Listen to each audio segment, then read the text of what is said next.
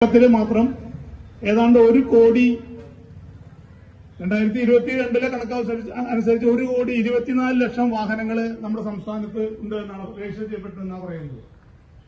അതില് 70 ലക്ഷത്തിലധികം വരുന്ന വാഹനങ്ങൾ മോട്ടോർ സൈക്കിളുകളാണ്.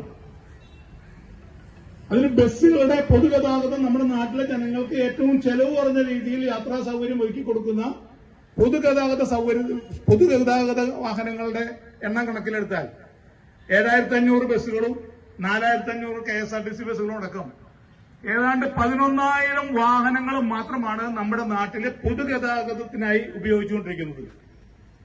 നമ്മൾ മനസ്സിലാക്കേണ്ടത് നമ്മുടെ നാട്ടിലെ വ്യക്തിഗത സ്വകാര്യ വാഹനങ്ങൾ നമ്മുടെ റോഡുകളിൽ തിങ്ങി നിറഞ്ഞുകൊണ്ട് ജനങ്ങളുടെ ജനജീവിതം, നമ്മുടെ ജനങ്ങളുടെ പ്രധാനപ്പെട്ട പല സമയങ്ങളും വാഹനങ്ങൾക്കകത്ത് ഇരുന്നു കൊണ്ട് സമയം കളയേണ്ട ഒരു വലിയ സ്ഥിതി. ഞാൻ ഇന്നിപ്പോ രാവിലെ എന്റെ ഒരു സുഹൃത്ത് എറണാകുളത്ത് മരണപ്പെട്ട് അവിടെ എറണാകുളത്ത് അദ്ദേഹത്തിന്റെ വീട്ടിൽ പോകേണ്ട ഒരു സാഹചര്യം ഉണ്ടായപ്പോ ഞാൻ ആലുവയില് നിന്ന് എറണാകുളം ടൗണിലേക്ക് എത്താൻ, കാലൂരിലേക്ക് എത്താൻ 1.5 മണിക്കൂർ നേരമാണ് കാറിൽ ഇരിക്കേണ്ടി വന്നത്. അപ്പൊ നമ്മുടെ നാട്ടിലെ ഈ പൊതുഗതാഗതത്തിന്റെ തകർച്ച, സ്വകാര്യ വാഹനങ്ങളുടെ എണ്ണം, അതുപോലെ തന്നെ ഈ നേരത്തെ സൂചിപ്പിച്ച 2 വീലറുകളുടെ എണ്ണം, 70 ലക്ഷത്തോളം 2 വീലറുകൾ നമ്മുടെ നാട്ടില് സർവീസ് നടത്തിക്കൊണ്ട് ഓടിക്കൊണ്ട്